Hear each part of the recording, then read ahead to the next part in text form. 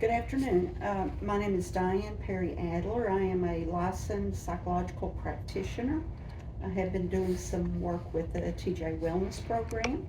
So today I would like to share some tools that would be beneficial to all of us to be able to manage stress, to be able to perhaps live more healthy lives. My thought is that wellness is not just being well, it's an awareness of when we are not so well. So, in my clinical work, I work with patients many times about an analogy of having a toolbox. So, if we have a toolbox, we have tools in there that are management tools. So that when the need arises, we have something available to us that would benefit and help us to work through whatever we're going through. So I want to talk about some of those toolbox items. Um, the first is, I think, a very important point, particularly in the workspace, is that of creating a psychologically safe workspace. And what I mean by that is to have an environment in our work where we feel that we can um, risk, take interpersonal risk, can share, can express opinions without a fear that the team will embarrass, reject, or in some way punish us for speaking up. Now, I am in no way an industrial psychologist. My only experience in industrial psychology was a graduate level course, too many years to talk about.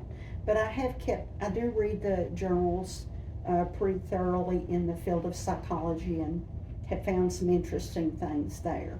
So, in thinking about, particularly in terms of practice of medicine, if teams are allowed to openly discuss errors, issues within their team, rarely in any field do we work as an island, we work as a team.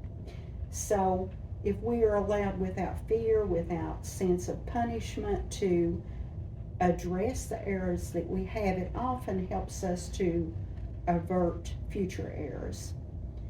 Creating this space is very important and it requires confidence in the leadership. It requires us to work toward um, better interpersonal relationships, being able to communicate, being able to listen actively with an awareness that none of us are perfect. We all are frail humans and we simply make mistakes. But to be able to actively hear one another, to have compassion, to have constructive feedback, and above all, a willingness to accept feedback.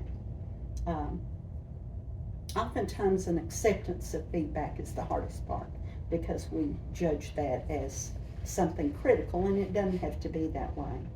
In working in this particular area, I would encourage each of us to look inward for ways that we can increase um, the availability of safe psychological space with one another rather than to focus on what we should or should not be doing.